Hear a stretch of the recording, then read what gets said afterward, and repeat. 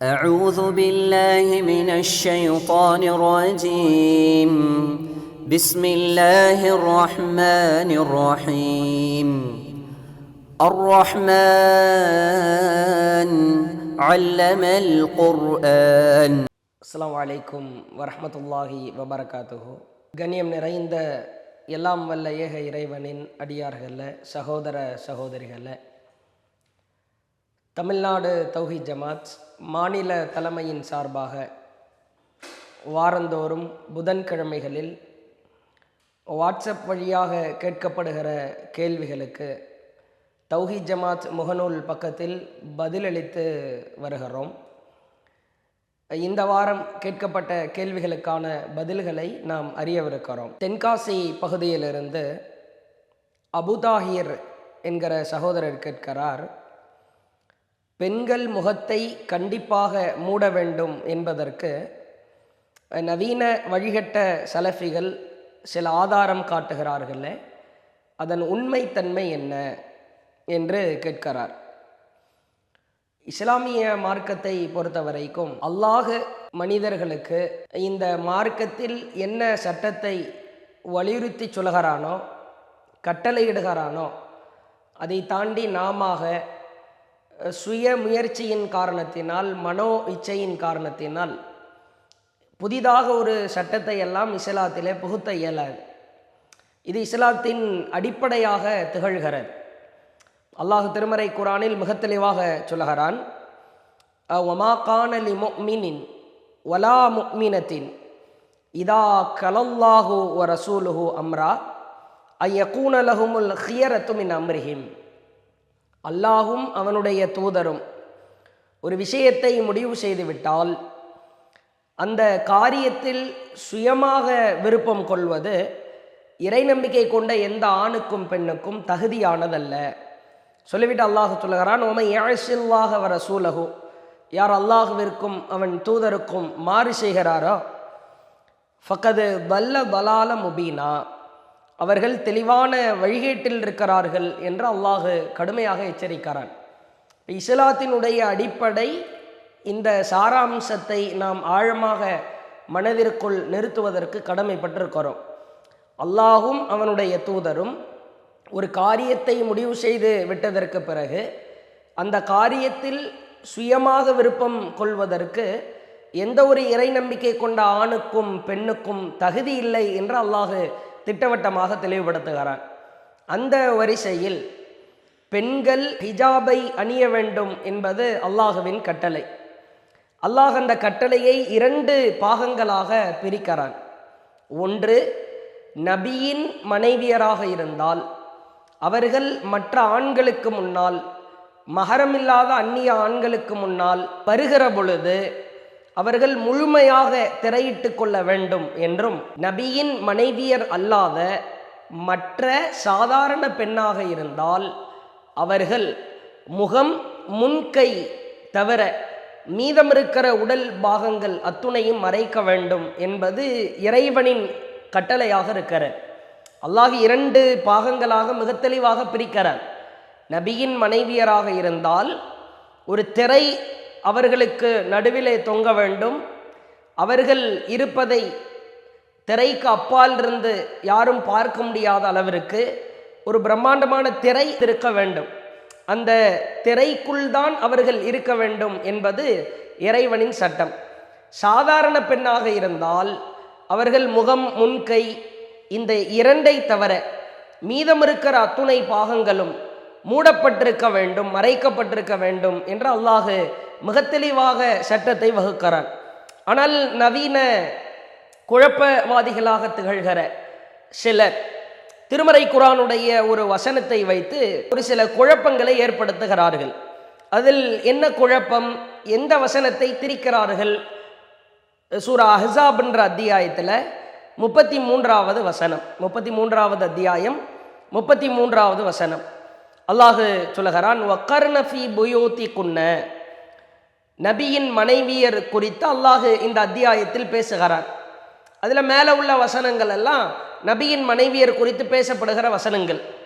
அந்த வரிசையில் அல்லாஹ் இந்த வசனத்தை சொல்லுகிறான், வகர்ன ஃபீ புயூதிகுன்ன, உங்கள் வீடுகளில் நீங்கள் தங்கியிருங்கள். ஒலா தபர்ரஜ்ன தபர்ருஜல் ஜாஹிலியத்தில் உலா, முந்தைய அறியாமை காலத்தில் அலங்காரத்தை வெளிக்காட்டியது போன்று நீங்கள் வெளிக்காட்டி தெரியாதீர்கள். அறியாமை காலத்தில் பெண்கள் அலங்காரத்தை வெளிக்காட்டின மாதிரி நீங்கள் வெளிக்காட்டி தெரியாதீங்க. வ அகீமுன ஸலாத்த, தொழுகையை நிலைநிறுத்துங்கள். வ ஆத்தீன ஜகாத்த, ஜகாத்தை கொடுங்கள். வ அத்தீஅல்லாஹ வ ரசூலஹு, அல்லாஹ்விற்கும் அவன் தூதருக்கும் நீங்கள் கட்டுப்படுங்கள் என்று இந்த வசனத்தில் அல்லாஹ் பேசுகிறான். அப்போ குழப்பத்தை உண்டு பண்ணுபவர்கள், விளைவிக்க நினைப்பவர்கள் இந்த வசனத்திலிருந்து ஒரு அறிவு சார்ந்த கேள்வியை கேட்கிறோம் என்ற பெயரில் ஒரு முட்டாள்தனமான கேள்வியை கேட்பதை பார்க்கிறோம். நபியின் மனைவியருக்கு அல்லாஹ் கட்டளையிடுகிறான் என்று சொன்னால் தொழுகையை நிலைநிறுத்துங்கள், ஜகாத்தை கொடுங்கள் என்கிற இந்த சட்டங்களும் நபியின் மனைவியருக்கு மட்டும்தான் உரியதா? நீங்க நபி மனைவியர் மட்டும்தான் பெரிய திரை போட வேண்டும், முகத்தை மூட வேண்டும் என்று நீங்கள் மக்களுக்கு சட்டம் சொல்வதாக இருந்தால், அப்போ மற்ற பெண்களுக்கு முகத்தை மூட தேவையில்லை, அவர்களுக்கு நடுவில் மற்ற அந்நிய ஆண்களுக்கு மத்தியில் பேசுகிற பொழுது திரை போட வேண்டிய அவசியம் இல்லை என்று நீங்கள் சொல்வதாக இருந்தால், தொழுகை நிலைநிறுத்துங்கள், ஜகாத்தை கொடுங்கள் என்கிற இந்த சட்டங்களும் நபியின் மனைவியருக்கு மட்டும்தான் உரியதா, மற்றவர்களுக்கு கிடையாதா அப்படின்னு சொல்லி முகத்தை கண்டிப்பாக மூட வேண்டும் என்கிற ஆதாரமற்ற கொள்கையில் இருப்பவர்கள் நம்மை பார்த்து எதிர்கேள்வி கேட்பதாக நினைத்து ஒரு அறிவில்லாத குர்ஆன் வசனங்களை சரியாக புரியாமல், விளங்காமல், அதை ஆய்வு செய்யாமல் ஏதோ ஒரு நுனிப்புல் மேய்ந்ததை போன்று கேள்வி கணைகளை எழுப்புகிறார்கள். ஒன்றை நன்றாக புரிந்து கொள்ள வேண்டும். நபியின் மனைவியரை அல்லாஹ் அழைத்து இது உங்களுக்கான சட்டம் என்று அல்லாஹ் தனிப்பித்து எதை சொன்னானோ அது நபியின் மனைவியருக்கு மட்டும் உரியதுதான். பொதுவாக அல்லாஹ் நபியின் மனைவியருக்கும் அந்த சட்டத்தை சொல்லியிருப்பான், மற்ற பெண்களுக்கும் அல்லாஹ் அந்த சட்டத்தை சொல்லியிருப்பான். அதற்கான ஆதாரங்கள் வேறு இடத்திலும் இருக்கும். தொழுகை நிலைநிறுத்துங்கள், ஜகாத்தை கொடுங்க, அல்லாஹ்வுக்கும் அவன் தூதருக்கும் கட்டுப்படுங்க, இது நபியின் மனைவியர் குறித்து அல்லாஹ் பேசி கொண்டு வருகிற வசனத்தில் வருகிறது தான். ஆனால் அனைத்து பெண்களும் தொழுகையை நிலைநிறுத்த வேண்டும், எல்லா பெண்களும், முஸ்லிம் பெண்கள் ஜகாத்தை கொடுக்கணும், எல்லாரும் ஆண்கள் பெண்கள் அத்துணை நபர்களும் அல்லாஹ்வுக்கும் அவன் தூதருக்கும் கட்டுப்படணும்னு வேற வேற இடத்தில் அனுமதி இருக்கிறது. அல்லாஹ் அதை கட்டளையிடுகிறான். ஆனால் நபியின் மனைவியராகிய நீங்கள் மற்ற அந்நிய ஆண்களுக்கு மத்தியில் பேசுகிற பொழுது இருவருக்கும் நடுவிலே திரை போட வேண்டும் என்பதற்கு வேறு இடத்தில் சான்று இருக்கிறதா? அதுதான் கேள்வி. தொழுகையை நிலைநிறுத்த வேண்டும், ஜகாத்தை கொடுக்கணும் அப்படின்றதுக்கு எல்லாரும் நிறைவேற்றணும்னு வேற இடத்துல ப்ரூஃப் இருக்கிறது, ஆதாரம் இருக்கிறது. அல்லாஹ் மற்ற இடங்களில் பேசுகிறான், தன் தூதர் மூலமாக கட்டளையிடுகிறான். ஆனால் திரை போட வேண்டும், மற்ற அந்நிய ஆண்களுக்கு மத்தியில் நீங்கள் பேசுகிற பொழுது திரை போட வேண்டும் என்பதற்கு மற்ற பெண்களுக்கான சான்று இருக்கிறதா? நீங்க நபி மனைவியர் அல்லாதவங்களும் மற்ற அந்நிய ஆண்களிடத்திலே பேசுகிற பொழுது அவர்களுக்கும் உங்களுக்கும் மத்தியில் நடுவிலே திரை போடப்பட்டிருக்க வேண்டும் என்று அல்லாஹ் வேற இடத்துல சொல்றானா? அல்லாஹ்வுடைய தூதர் வேறு இடத்தில் சொன்னார்களா? சற்று யோசித்து பாருங்கள். அல்லாஹ் பேசுகிறான், யா அய்யுஹன் நபி குல்லி அஸ்வாஜிக், நபியே உமது மனைவியினர், இன்குன்ன துரிதினல் ஹயாத் துன்யா, இவ்வுலக வாழ்க்கையையும் அதன் பகட்டையும் விரும்புவோராக இருந்தால், அல்லாஹ் சொல்லுகிறான், உங்களுக்காக நீங்க விரும்புவோராக இருந்தா வாங்க, உங்களுக்கு நான் வாழ்க்கை வசதிகளை அழிச்சு அழகிய முறையில் உங்களை மனவிலக்கு செய்திடுறேன். இது யாயுகன் நபின்னு சொல்லி அல்லாஹ் பேசுகிறான். இது நபியின் மனைவியருக்கு உரித்தான வசனமாகத்தான் அல்லாஹ் இறக்குகிறான். ஒரு சிறிய ஒரு பொருளாதார பிரச்சனை ஏற்படுகிறது, அல்லாஹ்வுடைய தூதர் அப்படி மன சங்கடத்தில் அமர்ந்திருக்கிறாங்க. அல்லாஹ் வசனம் இருக்கிறான், நபியின் மனைவியரே இங்கே வாங்க, நீங்கள் இந்த உலக வாழ்க்கையும் அந்த பகட்டையும் விரும்பினா எல்லோரும் வாங்க, உங்களுக்கு அழகான முறையில் நான் உங்களை மனவிலக்கு செய்து விடுகிறேன். இது நபியின் மனைவியருக்காக இறக்கப்பட்ட வசனம் தான். இதை பொதுவாக எல்லாத்துக்கும் உலக ஆசையை விரும்புகிற பெண்களை எல்லாம் அழைச்சி நாம் மனவிலக்கு செஞ்சிடலான்னு பொது சட்டம் சொல்ல முடியுமா? அப்போ நபியின் மனைவியருக்கென்று எந்த வசனம் இறக்கப்பட்டதோ அது அவர்களுக்கு மட்டும்தான் உரியது. அதே மாதிரி அல்லாஹ் சொல்கிறான், யா நிசா அன் நபியி மை யஅதி மின்குன்ன பிஃபாஹிஷத்தின் முபையினா, நபியின் மனைவியரே உங்களில் யார் பகிரங்கமான மானக்கேடான காரியத்தை செய்கிறாரோ யுதாஅஃபு லஹல் அஸாபு திஃபைன், அவருக்கு 2 மடங்கு வேதனை தரப்படும். சாதாரண பெண்ணு தவறு செய்தால், மானக்கேடான காரியத்தை செஞ்சா அவங்களுக்கு 2 மடங்கு வேதனைன்னு சொல்ல முடியுமா? இப்போ நபியின் மனைவியரை பார்த்து அல்லாஹ் சொல்லுகிறான், நீங்க மானக்கேடான காரியத்தை செய்யக்கூடாது, அருவருக்கத்தக்க காரியத்தில் நீங்கள் ஈடுபடக்கூடாது, அவ்வாறு ஈடுபட்டால் உங்களுக்கு 2 மடங்கு வேதனை தரப்படும் என்று அல்லாஹ் சொல்லுகிறான். இதே சட்டத்தை, இது பொதுவான சட்டம், மற்ற பெண்களுக்கும் 2 மடங்கு வேதனை தான் என்று யாரேனும் சொன்னால் அவர் அறிவாளியாக இருக்க முடியுமா? குர்ஆனை அணுகுகிற முறையா இது? அதே போன்று அல்லாஹ் சொல்லுகிறான், அந்நபியு அவுலா பில் முஃமினீன், இந்த நபி உங்களுக்கு முஃமின்களுக்கு உயிரை விட மேலானவர், அவருடைய மனைவிமார்கள் உங்களுக்கு தாய்மார்கள் என்று அல்லாஹ் சொல்லுகிறான். இது நபிக்காக சொல்லப்பட்டது அல்ல, இது பொதுவாக எல்லா பெண்களை பார்த்து சொல்றது தான். உலகத்தில் யாரெல்லாம் பெண்ணா பிறந்திருக்கிறாங்களோ அவங்களாம் நமக்கு அம்மா தான் அப்படின்னு சொல்ல முடியுமா? அட, நபிக்கென்று அல்லாஹ் தனிப்பட்ட வகையில் ஒரு சட்டத்தை சொல்லியிருக்கிற பொழுது, அவரின் மனைவியை பார்த்து சொல்லியிருக்கிற பொழுது, அந்த சான்று, அந்த சட்டம் நபியின் மனைவியருக்கு மட்டும்தான் பொருந்தும். இப்ப என்ன கேள்வி அப்படின்னா, நபியின் மனைவியருக்கு மட்டும் அல்லாஹ் திரை போட சொல்லுகிறான். அந்நிய ஆண்களிடத்திலே நீங்கள் பேசுகிற பொழுது அவர்களுக்கும் உங்களுக்கு மத்தியிலே திரை போடுங்கள், அவங்கள பார்க்க கூடாது, நீங்க யாருன்னு அவங்களுக்கு தெரியக்கூடாது. இது மாதிரி மற்ற பெண்களை இறைவன் முகத்தை மூட சொன்னானா, திரை போட சொன்னானா? அதுதான் கேள்வி. மிக தெளிவாக இருக்கிற முகத்திரை என்பது ஒரு அந்நிய ஆண்களிடத்தில் பேசுகிற பொழுது அந்த ஆண்களுக்கும் நபியின் மனைவியர்களுக்கும் நடுவில் திரை போடப்பட வேண்டும். இது நபியின் மனைவியருக்கு மட்டும் உரிய சட்டம், மற்ற பெண்கள் முகத்தை மூடக்கூடாது, மற்ற பெண்களுக்கு இந்த சட்டம் கிடையாது என்று அல்லாஹ் தெளிவாக சொல்லுகிறார். அல்லாஹ் திருமறை குர்ஆனில் 33வது அத்தியாயம் 53வது வசனத்திலே சொல்லுகிறான், வஇதா சஅல்துமூஹுன்ன மதாஅன், நபியின் மனைவியராகிய நீங்கள் அவர்களிடம், மற்ற தோழர்களிடம், அந்நிய ஆண்களிடம் ஏதேனும் ஒரு பொருளை கேட்டால் மி வராயி ஹிஜாப், திரைக்கு அப்பால் இருந்தே கேளுங்கள். தாலிக்கும் அத்ஹருலி குலூபிக்கும், இதுதான் உங்களின் உள்ளத்திற்கும், ஒ குலூபிஹின்ன, அவர்களின் உள்ளத்திற்கும் மிகவும் பரிசுத்தமானது. எவ்வளவு தெளிவான வசனம்! இந்த வசனத்தினுடைய பின்னணியாக மேலே இந்த வசனத்தின் மேற்பகுதியிலேயே அல்லாஹ் பேசுகிறார். ரசூலுல்லாஹி அலைஹி வஸல்லம் வீட்டுக்கு உணவு சாப்பிட்றதுக்காக நபித்தோழர்களுடைய ஒரு சாரார் போயிட்டு அங்கே பேசி கொண்டிருக்கிறார்கள். பேச்சிலே லயித்து விட்டார்கள். ரசூலுல்லாஹி அலைஹி வஸல்லம் அவங்களுக்கு சங்கடமாக இருக்குது. சாப்பிட்டாங்க, நேரம் ஆயிடுச்சு, அடுத்த வேலைகள் இருக்கிறது, எல்லோரும் பேசிக்கொண்டே இருக்கிறார்களே, புறப்படுவது போன்று தெரியவில்லையே என்ற சங்கடத்தில், மனச்சங்கடத்திலே இருக்கிற பொழுது அல்லாஹ் இந்த வசனத்தை இறக்குகிறான். நபியின் மனைவியராகிய நீங்கள் அவர்களிடம் ஏதேனும் ஒரு பொருளை கேட்டால் மிவ்வராயி ஹிஜாப், திரைக்கு அப்பால் இருந்து கேளுங்க. இது மாதிரி ஒரு தெளிவான சான்ற காட்டுங்க பார்ப்போம். அந்நிய ஆண்களுக்கும் தூதரின் மனைவியர்களுக்கும் நடுவில் ஒரு திரை போடப்பட்டிருக்க வேண்டும். இந்த சட்டம் சாதாரண பெண்களுக்கு உரியதா? அப்ப இது மாதிரி ஆதாரம் காட்டணும். மற்ற பெண்கள் முகத்தை மூடுற அளவுக்கு நபி மனைவிமார்கள் அப்படி முகத்தை மூடிட்டு போனாங்களா? அங்கு யார் இருக்கிறார் என்று தெரியாது, இங்கு யார் நிற்கிறார் என்று தெரியாது. ஒரு பெரிய போர்வை போன்ற ஒரு திரை. இன்னைக்கு வெறுமன கண்ணுல போட்டுட்டு போற ஒரு முகத்திரை மாதிரி எல்லாம் கிடையாது. முகத்திரை என்பதே முதலில் தவறு. யார் இருக்கிறார் என்பதை அறியாத வகையில நடுவில் போடப்பட்டிருக்கிற ஒரு பெரிய திரை. இந்த அடிப்படையை விளங்காமல் நபி மனைவியருக்கு தொழுகை நிலைநிறுத்துங்க, ஜகாத்து கொடுங்கன்னு சொன்னது எல்லாத்துக்கும் தானே பொருந்தும்? எல்லாத்துக்கும் பொருந்தும்னு வேற ஆதாரம் இருக்கிற மிவ்வராயி ஹிஜாப், நபியின் மனைவியருக்கு மட்டுமே அந்நிய ஆண்களுக்கு மத்தியில் பேசுகிற பொழுது திரை போடப்பட வேண்டும் என்பதற்கு ஒரு ஆதாரம் தான் இருக்கிற.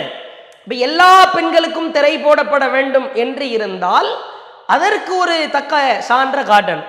அதே மாதிரி நீங்க அழகான செய்தியெல்லாம் பார்க்கலாம். புகாரியிலே பார்க்கலாம். 4213வது செய்தி. நபி தோழர்கள் விளக்குறாங்க, அனஸ் ரலியல்லாஹு அறிவிக்கிறாங்க, நாங்கள் ஹைபருக்கும் மதீனாவுக்கும் இடையில உள்ள அந்த சத்து சஹாபா இடத்துல சஃபியா ரலியல்லாஹு அவர்களை அல்லாஹுவின் தூதர் அவர்கள் திருமணம் முடித்தார்கள். உடனே நாங்கள் எங்களுக்கு மத்தியில் பேசிக்கொண்டோம். அவர்கள் அந்த திருமணத்தின் பொழுது மணவிருந்து அளித்தார்கள். எங்களில் சிலருக்கு திருமணம் முடிந்தது தெரியவில்லை.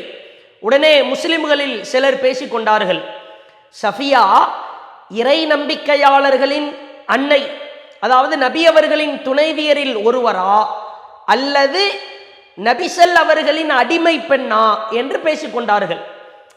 ரசூல்லா சத்து சஹாபான்ற இடத்துல சஃபியா ரலியல்லாஹு அவங்களும் திருமணம் முடிக்கிறாங்க. சிலருக்கு ஒரு சாராருக்கு திருமணம் நடந்தது தெரியல.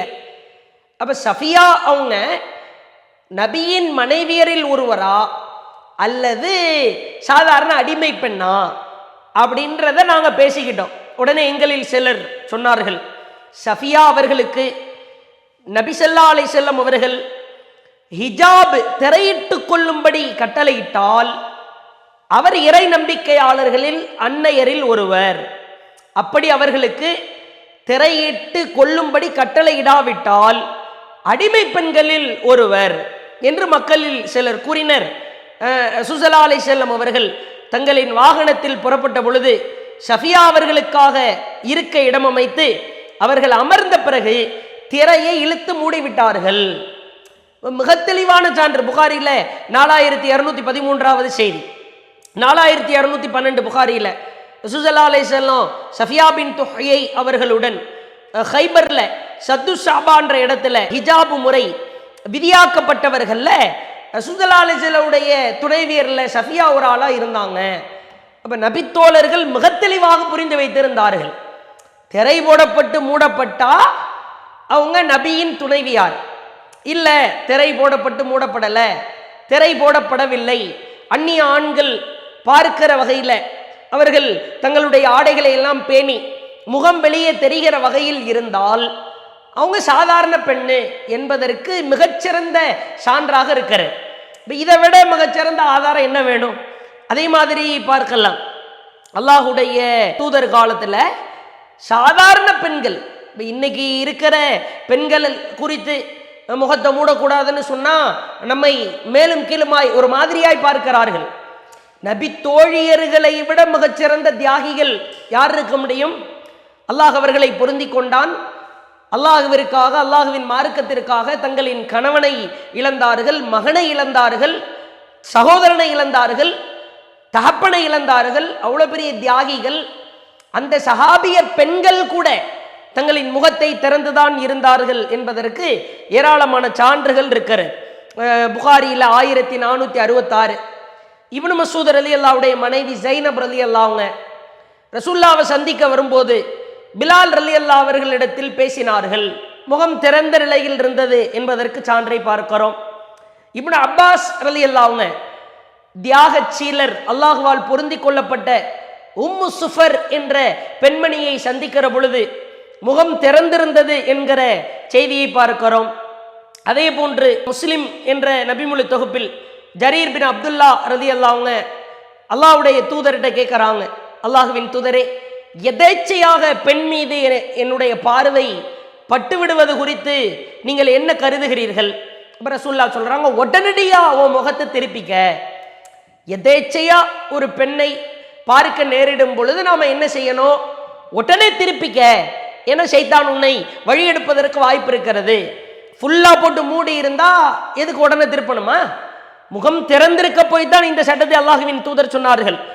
ஹுனைன் யுத்தத்தில் உம்மு சுலைம் ரலியல்லாஹு அவங்க பிச்சுவா கத்தியுடன் போர்க்களத்திலே முகம் திறந்த நிலையில் இருந்தார்கள் என்பதற்கான சான்று இருக்கிறது. அப்ப வழிகட்ட கொள்கையை சார்ந்தவர்கள் எவ்வளவு குழப்பினாலும் சரிதான். அல்லாஹுவின் தூதர் காலத்தில் பெண்களுக்கான ஹிஜாப் 2 வகைகளில் பேணப்பட்டது. ஒன்று நபியின் மனைவியர், மற்றொன்று சாதாரண பெண்கள். நபியின் மனைவியராக இருந்தால் ஹிஜாபோடு சேர்த்து அந்நிய ஆண்களை அவர்கள் சந்திக்கும் பொழுது தங்களுக்கு மத்தியில் ஒரு பெரிய திரை இருக்க வேண்டும். சாதாரண பெண்ணாக இருந்தால் முன்கை, முகம் இவைகள் திறந்திருந்த நிலையில் உடலில் இருக்கிற அத்துணை பாகங்களும் மூடப்பட்ட நிலையில் ஹிஜாப் அணிந்திருக்க வேண்டும். வழிகட்டவர்களின் குழப்பத்திற்கு நாம் உள்ளாகி விடாமல், ரசூலுல்லாஹி ஸல்லல்லாஹு அலைஹி வஸல்லம் காலத்தில் பெண்கள், சாதாரண பெண்கள் முகத்தை மூடியதற்கான எந்த ஆதாரமும் கிடையாது. நபியின் மனைவியருக்கு மட்டும் உரித்தான சட்டத்தை எடுத்து மற்றவர்களுக்கு சொல்வது அது ஒரு மிகப்பெரிய குழப்பமாக மாறிவிடும். சாதாரண பெண்கள் அவர்கள் முகம் திறந்திருக்கத்தான் வேண்டும். ஸல்லல்லாஹு அலைஹி வஸல்லம் காலத்தில் வாழ்ந்த நபித்தோழியர்களின் முகங்களே திறந்துதான் இருந்திருக்கிறது என்று இருக்கும்போது, சாதாரண பெண்கள் தங்களின் முகத்தை திறந்திருப்பதுதான், முகம், முன்கை உட்பட இந்த 2 உறுப்புகளை திறந்திருந்த நிலையில் உடல் உறுப்புகள், ஏனைய உறுப்புகள் ஹிஜாப் போட்டு மூடப்பட்டிருக்கிற நிலையில் இருப்பதுதான் மார்க்கத்தில் மிக தெளிவான சட்டமாக இருக்கிறது என்பதை இந்த கேள்விக்கான பதிலாக சொல்லிக் கொள்கிறோம். அடுத்ததாக, வாகனத்தில் செல்லும்போது கடமையான தொழுகையை எவ்வாறு நிறைவேற்ற வேண்டும் என்கிற கேள்வியை சென்னையை சார்ந்த சகோதரர் ஒருவர் கேட்டிருக்கிறார். பயணத்தின் பொழுது வாகனத்தில் பயணிக்க வேண்டிய சூழல் ஏற்படும். வெளியூர் செல்கிற நேரத்தில் தொழுகைக்கான நேரம் வந்துவிட்டது என்று சொன்னால், கடமையான தொழுகையை நாம் வெளியூர் சென்றாலும் பயணத்தில் இருந்தாலும் நிறைவேற்ற வேண்டும் என்று இஸ்லாம் வலியுறுத்தி சொல்கிறார். வெளியூர் வாசிகளாக இருந்தால், குறிப்பிட்ட தூரத்தை தாண்டிவிட்டால் அவர்கள் கசர் செய்து தொழுது கொள்ளலாம். ஜம்மு கசர் செய்து தொழுது கொள்ளலாம். லொஹருடைய தொழுகையையும் அசருடைய தொழுகையையும் சேர்த்து 2 ரக்காத்துகளாகவும், மஹ்ரிபு தொழுகையும் இஷா தொழுகையும் சேர்த்து 3, மஹ்ரிப் 3 + 2 இஷா 2 ரக்காத்துகளாகவும் ஜம்மு கசர் செய்து தொழுது கொள்ளலாம். இது மார்க்கத்தில் சொல்லப்பட்டிருக்கிற சட்டம். அதே நேரத்தில் ஒருவர் வெளியூரில் பயணத்தில் ஒருவர் இருக்கிற பொழுது கடமையான தொழுகையின் நேரம் வருகிறது. இப்பொழுது இவர் என்ன செய்ய வேண்டும்? அல்லாஹுவின் தூதர் அவர்கள் இதற்கு தெளிவான ஒரு வழிகாட்டுதலை நமக்கு வழிகாட்டி தந்திருக்கிறார்கள். சஹீஹ் புகாரியிலே பார்க்கலாம், 400வது செய்தி, யுஸல்லி அலா ராஹிலத்திஹி ஹைது தவஜ்ஜஹத். அல்லாஹுவின் தூதர் அவர்கள் தங்களுடைய வாகனத்தின் மீது அமர்ந்து அது செல்லுகிற திசையை நோக்கி தொழுபவர்களாக இருந்தார்கள். ஸல்லல்லாஹு அலைஹி வஸல்லம் அவங்க வாகனத்தின் மீது ஏறி அமர்கிறார்கள். அவர்களின் காலத்தில் வாகனம் என்பது ஒட்டகம், குதிரை, கழுதை வாகனமாக இருந்தது. அந்த வாகனத்தின் மீது ஏறி அமர்ந்து வாகனம் செல்லுகிற திசையை நோக்கி தொழுபவர்களாக இருந்தார்கள் அப்படின்ற செய்தியை புகாரியில் பார்க்கிறோம். எந்த தொழுகையை தொழுதார்கள்? வாகனம் செல்லுகிற திசையெல்லாம் ரசூல்லா கவனிக்காமல் வாகனம் செல்லுகிற திசையில் தொழக்கூடியவங்களா இருந்தாங்க அப்படின்ற செய்தியில் எந்த தொழுகை என்பதை கூடுதலான விளக்கத்தோடு சஹீஹ் புகாரியில் 1094வது செய்தியாக பார்க்கலாம். அன்னன் நபிய ஸல்லல்லாஹு அலைஹி வஸல்லம் கான யுஸல்லி ததவ்வ வஹுவ ராகிபுன் ஃபி கைரில் கிப்லா.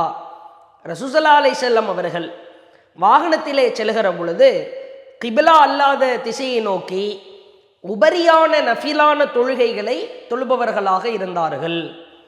அப்போ ரசூல் ஸல்லல்லாஹு அலைஹி வஸல்லம் அவங்க வாகனத்தின் மீது ஏறி அமர்ந்து கிப்லா திசையெல்லாம் கவனிக்காம, இது ஒரு சலுகை, அல்லாஹுவின் தூதர் நமக்கு கொடுத்திருக்கிற சலுகை.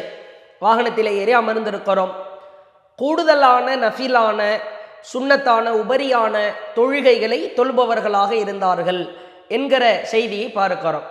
அப்போ ஒருத்தர் பயணத்தின் பொழுது வாகனத்தில் ஏறி அமர்ந்து உபரியான சுன்னத்தான தொழுகைகளை தொழுவதற்கு அல்லாஹுவின் தூதரின் வழிகாட்டுதலிலிருந்து நமக்கு செய்தி இருக்கிறது, பாடம் இருக்கிறது. ஃபர்லு தொழுகையை ஒருத்தர் வாகனத்தில் தொழ முடியுமா அப்படின்னு கேட்டால் அதற்கு அல்லாஹுடைய தூதர் அவர்கள் நமக்கு வழிகாட்டி தந்திருக்கிறாங்க. புகாரியிலே பார்க்கலாம், ஃபைதா அராதல் ஃபரீதா, ஃபர்லு தொழுகையாக இருந்தால், கடமையான ஃபர்லு தொழுகை ஃபஜ்ரு, பஹரு, அசரு, மஹ்ரிபு, இஷா இது கண்டிப்பாக தொழணும். ஃபர்லு தொழுகை தொழவில்லை என்று சொன்னால், தொழாவிட்டால் கேள்வி கணக்கு இருக்கிறது. நஸல ஃபஸ்தக்பலல் கிப்லத, ஃபர்லு தொழுகையை ரசூல்லா தொழணும்னு ஆடுறாங்க. வாகனத்திலிருந்து கீழே இறங்கி கிபிலாவை முன்னோக்கி தொழுபவர்களாக இருந்தார்கள். இப்போ 2 விதமான சட்டம். வாகனத்தில் ஏறி அமர்றோம், பயணித்து கொண்டே இருக்கிறோம், தொழுகையின் நேரம் வருகிறது. இப்பொழுது உபரியான தொழுகையாக இருந்தால் கிபிலா அல்லாத திசை, வாகனம் போகிற திசையை பார்த்து தொழுது கொள்ளலாம். ஃபர்லு தொழுகையாக இருந்தால் கட்டாயமாக வாகனத்தில் இருந்து இறங்கி நாம் அந்த கிபிலாவின் திசையை கண்டறிந்து நாம் கிபிலாவுடைய திசையை நோக்கி வாகனத்தில் இருந்து இறங்கித்தான் தொழ வேண்டும் என்பது சட்டம். இப்போ வாகனம் நம்ம சொந்தமாக ஒரு காரில் பயணிக்கிறோம், சொந்தமாக ஒரு வேனில் பயணிக்கிறோம், சொந்தமாக பைக்கில் பயணிக்கிறோம், சொந்தமாக ஒரு பஸ்ஸில் பயணிக்கிறோம். அப்போ தொழுகையினுடைய நேரம் வருகிற பொழுது உபரியான தொழுகையாக இருந்தால் வாகனத்தை நிறுத்தாமல் வாகனம் போகிற திசையிலேயே நாம் தொழுது கொள்ளலாம். ஒருவேளை கடமையான தொழுகையினுடைய நேரம் வருகிற நம் சக்திக்கு உட்பட்டு நமக்கு உரித்தான, நமக்கு உரிமையான சொந்தமான வாகனமாக இருந்தால் கடமையான தொழுகையின் நேரம் வருகிற பொழுது வாகனத்தை நிறுத்திவிட்டு கிபிலாவுடைய திசையை கண்டறிந்து, பூமி முழுக்க நமக்கு தொழுமிடமாக ஆக்கப்பட்டிருக்கிற அசுத்தமான இடங்களை தவிர, மண்ணறைகளை தவிர என்ற செய்தியின் அடிப்படையில் எந்த இடம் நமக்கு தொழுவதற்கு தோதுவான இடமாக இருக்கிறதோ அந்த இடத்துல வாகனத்தை நிறுத்திட்டு கிபிலாவுடைய திசையை நோக்கி தான் அந்த ஃபர்லு தொழுகையை தொழணும். இது நம்முடைய சொந்தமான வாகனமாக இருந்தால், பைக்கில் போகிறோம், சொந்த பைக்காக இருக்கிறது, சொந்த காராக இருக்கிறது, சொந்தமாக ஒரு பஸ்ஸில் போகிறோம், குடும்பத்தோடு வெளியூர் பயணம் செல்கிறோம். இப்போ நம்ம சக்திக்குட்பட்டு நாம் உரிமையான அந்த வாகனமாக இருக்கிற பொழுது அந்த வாகனத்தை நிறுத்தி கடமையான தொழுகையின் நேரம் வருகிற பொழுது இறங்கி கிப்லா திசையில் தொழுவதற்கு வாய்ப்பு இருக்கிறது. பொது வாகனத்தில் போகிறோம், ட்ரெயினில் போகிறோம், ஃப்ளைட்டில் போகிறோம், அல்லது பொதுவாக அரசு சார்ந்த ப்ரைவேட்டான பஸ்ஸில் பயணிக்கிறோம், அல்லது வேறு ஏதாவது வாகனம், ஆனால் நம்ம ஓனர் கிடையாது, உரிமையாளர் கிடையாது, அந்த கண்ட்ரோல் நம்மக்கிட்ட இல்லை. இது மாதிரி வாகனத்தில் பயணிக்கிற பொழுது கூடுமான வரைக்கும் அல்லாஹுவின் தூதர் அவர்கள் அந்த கடமையான தொழுகையை வாகனத்தில் தொழுவதிலிருந்து தவிர்த்திருக்கிறார்கள். அல்லாஹுவின் தூதர் அவர்கள் வெளியூருக்கு பயணம் செல்ல புறப்பட்டால் தன்னுடைய தொழுகையை ஜம்மு செய்து கொள்வார்கள். மஹ்ரிபுடைய நேரம் வெளியூருக்கு புறப்படணும்னு நாடுறாங்க, தன்னுடைய சொந்த ஊர்லேயே மஹ்ரிபோடு சேர்த்து இஷாவை 4 ரக்காத்து அல்லாஹ்வுடைய தூதர் தொழுது இணைத்து தொழுது கொள்வார்கள். அது மாதிரி செய்து கொள்ளலாம். அது மாதிரியான வாய்ப்புகள் இருக்கிறது. அல்லது வாகனம் ஒரு இடத்தில் போய் நிற்பதற்கான வாய்ப்பு இருந்தால் இறங்கி தொழுது கொள்ளலாம்.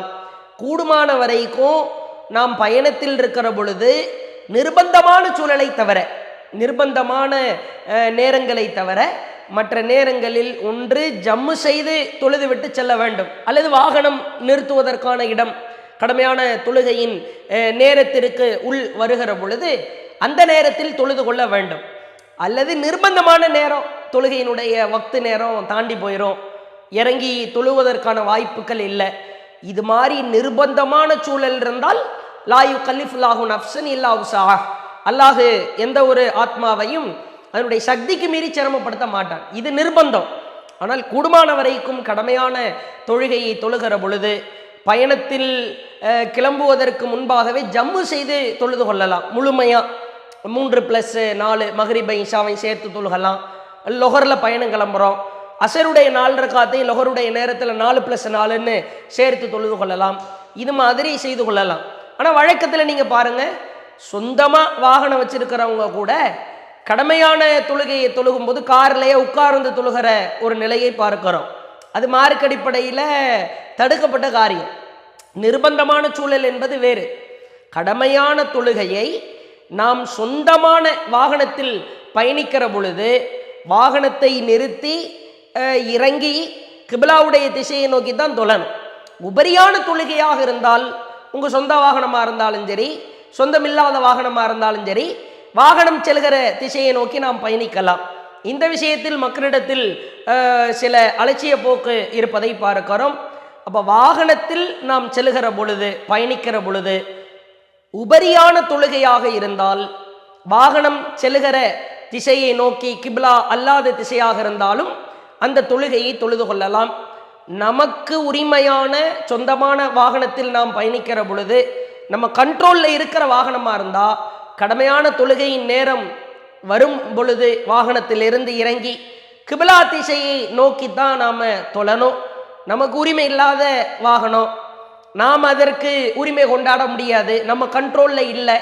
அப்படிப்பட்ட ஒரு ட்ரெயின், ஃப்ளைட்டில் நாம் போகிறோம், பயணம் கிளம்புவதற்கு முன்பாகவே ஜம்மு செய்து கொள்ளலாம். ஒரு கட்டத்தில் அதையும் தாண்டி நிர்பந்தமான சூழலாக இருந்தால் வாகனத்தில் நாம் தொழுது கொள்வதற்கு அனுமதி என்ற அடிப்படையில் இந்த சட்டத்தை நம்முடைய வாழ்க்கையில் கடைபிடிக்க வேண்டும் என்பதை இந்த கேள்விக்கு பதிலாக சொல்லிக்கொள்கிறோம். அடுத்ததாக, பிரிண்டிங் தொழில் செய்யும் நான் மார்க்கத்திற்கு முரணான பேனர்கள், போஸ்டர்கள் இது போன்றவற்றை பிரிண்ட் அடித்து கொடுக்கலாமா அப்படின்னு கேட்குறாங்க.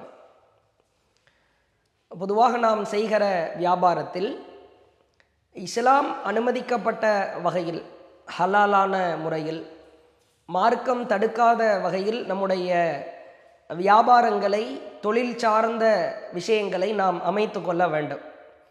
அல்லாஹ்வின் தூதர் சொன்னார்கள், உனக்கு எது சந்தேகமாக இருக்கிறதோ அதை விட்டு நீ விலகி இருந்து கொள். அதே போன்று அல்லாஹ்வின் தூதர் சொன்னார்கள், ஒரு காலம் வரும், தான் சம்பாதிப்பது ஹலாலா ஹராமா என்று தெரியாத அளவிற்கு ஒரு காலம் வரும், அது மறுமையின் நெருக்கத்தில் வரும் அப்படின்லாம் அல்லாஹ்வுடைய தூதர் அவங்க முன்னறிவிப்பு செஞ்சாங்க. இப்போ எது நமக்கு சந்தேகமாக இருக்கிறதோ, எது தெளிவாக இல்லையோ, எது நம்மை உள்ளத்தில் உறுத்தலாகவே தெரிகிறதோ, நாம் செய்கிற வியாபாரம், தொழில் எதுவாக இருந்தாலும் அதிலிருந்து நாம் விலகி இருக்க வேண்டும். அதுதான் மார்க்க அடிப்படையில் பேணுதலானது.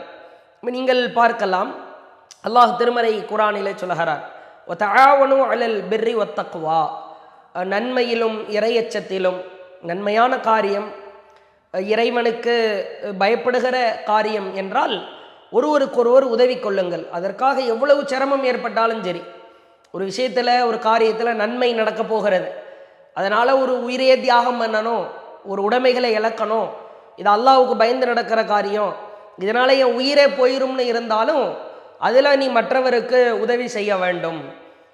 வலா தஆவனு அலல் இஸ்மி வல் உதுவான், பாவமான காரியம், வரம்பு மீறுகிற காரியமாக இருந்தால், அது மாதிரியான காரியங்கள் எவ்வளோ பெரிய காரியமாக இருந்தாலும், அதனால் எவ்வளவு பொருளாதாரங்கள் நமக்கு தொழிலிலே ஈட்டப்பட்டாலும், வருமானம் கொழித்தாலும் சரிதான், வருமானங்கள் நமக்கு அருவியாய் கொட்டினாலும் சரிதான், அந்த மாதிரியான காரியங்களில் ஒருவருக்கொருவர் உதவி செய்து கொள்ளாதீர்கள் என்பது போன்ற அல்லாஹுவின் ஆணித்தனமான உபதேசத்தை நாம் பார்க்கிறோம். பிரிண்டிங் வேலைகளில் ஈடுபடுகிறோம், இது மாதிரியான வேலைகளில் ஈடுபடுகிற பொழுது அதற்காக டிசைன்கள் செய்து கொடுக்கப்படும். டிசைன்களில் சரி செய்ய வேண்டிய நிலைமை ஏற்படும். மார்க்கம் தடுக்கிறது. உருவ படங்களை யார் வரைகிறாரோ நிச்சயமாக அந்த உருவத்திற்கு நாளை மறுமையில் குல்லு முஸ்ஸவ்வர், அல்லாஹு உயிர் கொடுக்க சொல்லுவான் என்கிற ஒரு மிக கடுமையான ஒரு தண்டனை இருக்கிறது என்று அல்லாஹுவின் தூதர் சொன்னார்கள். ஒரு நபருடைய கண்ணீர் அஞ்சலி போஸ்டர்கள், இறந்த நபரின் அஞ்சலி போஸ்டர் என்று வரும், அதற்காக டிசைன்கள் செய்ய வேண்டிய சூழல் இருக்கும். அதே போன்று ஒரு மணமகன், மணமகள், அவர்கள் திருமணத்தின் பொழுது அதற்காக போஸ்டர்களை டிசைன் செய்ய வேண்டிய வேலைகள் வரும். அதே போன்று விக்கிரகங்கள், மாற்று மத சகோதர சமுதாயங்கள் வணங்குகிற அந்த கடவுள் சார்ந்த போஸ்டர்கள் எல்லாம் வரும். இவைகளையெல்லாம் நீங்கள் டிசைன் செய்கிற பொழுது அது இஸ்லாமிய மார்க்க வரம்புகளை தாண்டி செல்கிற நிலையாக போய் முடியும். சிலர் கேட்கலாம், நான் டிசைன் செய்யவில்லை, வருவதை என்னுடைய பிரிண்டிங் மிஷினில் பிரிண்ட் செய்து நான் கொடுக்கிறேன், அப்படியும் மார்க்க அடிப்படையில் கூடுமா என்று கேட்டால் அதிலும் பல சிக்கல்கள் இருக்கிறது. பல தெய்வங்களை வணங்குகிறவர்கள் பிரிண்ட் அடித்து தாங்க அப்படின்னு கேட்பாங்க. இயேசுவை, ஈசாவை வணங்குகிறவர்கள் இயேசுநாதர் பிரிண்ட் அடித்து தாருங்கள் என்று கேட்பார்கள். அதே போன்று வேறு வேறு நபர்கள், வேறு ஏதாவது கடவுள் கொள்கையில் உள்ளவங்க எங்கள் கடவுளை பிரிண்ட் அடிச்சு தாங்க அப்படியெல்லாம் கேட்பாங்க. அப்போ இவைகள் எல்லாம் இது மாத்திரம் தொழில் கிடையாது. இது அல்லாமல் ஏனைய அனுமதிக்கத்தக்க வகையில் எவ்வளவோ பிரிண்ட்டுகள் அடிக்கலாம். பேப்பர் பிரிண்டில் ஒரு பொதுவாக அடித்து கொடுப்பது என்பது வேறு. தனிப்பட்ட வகையில் ஒரு நபர் சார்ந்த விஷயங்களை நீங்கள் அடித்து கொடுக்க வேண்டும், இதற்காக பிரிண்ட் அடித்து கொடுங்க, இது மாதிரியான காரியங்களை செஞ்சு தாங்க அப்படின்னு கேட்கிற பொழுது அதற்காக டிசைன் செய்து கொடுப்பதோ, அந்த பிரிண்டிங்கை நம்முடைய மிஷின்களில் அடித்து கொடுப்பதோ மார்க்கடிப்படையில் அது சந்தேகமானதாகத்தான் இருக்கிறது. அதை விட்டு விலகி தூரமாக நிற்பது தான் மிக சிறந்ததாகவும் ஏற்புடையதாகவும் இருக்கும். அதே போன்று அல்லாஹுவின் தூதரவர்கள் மறுமை நாளுடைய நெருக்கத்தில் இது போன்ற இந்த இணை வைப்பு காரியம், மார்க்கத்திற்கு முரணான காரியம், இவைகளுக்கெல்லாம் நெருக்கமாய் நிற்பவர்கள் குறித்து எச்சரிக்கை செய்தார்கள். அல்லாஹுவின் தூதர் சொன்னாங்க, வலா தக்குமு ஸாஅ, மறுமை நாள் ஏற்படாது, ஹத்தா தல் ஹக கபாயிலு மின் உம்மதி பில் முஷ்ரிகீன், என்னுடைய சமுதாயத்தில் சில கூட்டத்தார்கள் இணை வைப்பாளர்களுடன் இணைகிற வரை, அவங்களுக்கு இணங்கி போற வரை மறுமை நாள் ஏற்படாது. இது மறுமையின் அடையாளமாக சொன்னார்கள். இன்னும் ரசூலுல்லாஹ் சொன்னாங்க, ஹத்தா தஅபுத கபாயிலு மின் உம்மத்தில் அவுசான், என்னுடைய சமுதாயத்தில் சிலர் சிலைகளை போய் வணங்குவாங்க, அது வரைக்கும் மறுமை நாள் ஏற்படாது. ரசூலுல்லாஹ் ஒரு ரொம்ப டேஞ்சராக சொல்கிறாங்க. அவர்களுக்கு நீ இணங்கி போக விரும்பாதே, உன்னுடைய மார்க்கம், உன்னுடைய கொள்கை மனிதாபிமான அடிப்படையில், சமூக சேவை என்ற அடிப்படையில், மனிதனுக்கு மனிதநேயத்தை போதிக்கிற அடிப்படையில் ஏராளமான உதவிகளை மதம் பாராமல், நிறம் பாராமல், மொழி பாராமல் இஸ்லாமிய மார்க்கம் செய்ய சொல்லுகிறது. அது வேறு. மார்க்க வரம்புகளை மீறி இஸ்லாமிய மார்க்கத்திற்கு எதிராக பேனர்கள், போஸ்டர்கள், இது போன்ற காரியங்களை உங்களுடைய தொழில் நிறுவனங்களில் செய்வதற்கு நீங்கள் நினைக்கிற பொழுது அவர்களோடு இணங்கி போகிற நிலை ஏற்படும் என்று அல்லாஹுவின் தூதர் வன்மையாக கண்டிக்கிறாங்க. அப்போ பிரிண்டிங் தொழிலில் டிசைன் செய்பவர்கள், பிரிண்டிங் தொழில் செய்பவர்கள், பிரிண்ட் அடித்து கொடுப்பவர்கள், மார்க்கத்திற்கு முரணான காரியங்கள் எதுவும் நம்முடைய பிரிண்டிங் தொழிலிலோ பிரிண்ட் அடித்து கொடுக்கிற செயலிலோ இல்லாமல் பார்த்து கொள்வது தான் இஸ்லாத்திற்கு மிகவும் நெருக்கமானது, அதுதான் சரியானது. இது போன்ற சந்தேகமான காரியங்களிலிருந்து விலகி நம்முடைய தொழிலை ஹலாலான முறையில் அமைத்து கொள்வதுதான் மார்க்கடிப்படையில் ஏற்புடையது என்பதை இந்த கேள்விக்கு பதிலாக சொல்லிக் கொள்கிறோம். வாஹிரு தஅவானானில் அல்ஹம்துலில்லாஹி ரப்பில் ஆலமீன். அஸ்ஸலாமு அலைக்கும் வரஹ்மத்துல்லாஹி வபரகாத்துஹு. இஸ்லாம் மற்றும் சமுதாய செய்திகளை அறிந்து கொள்ள தமிழ்நாடு தௌஹீத் ஜமாஅத் யூடியூப் பக்கத்தை உடனடியாக சப்ஸ்கிரைப் செய்து கொள்ளுங்கள். மேலும் பெல் பட்டனையும் கிளிக் செய்து கொள்ளுங்கள்.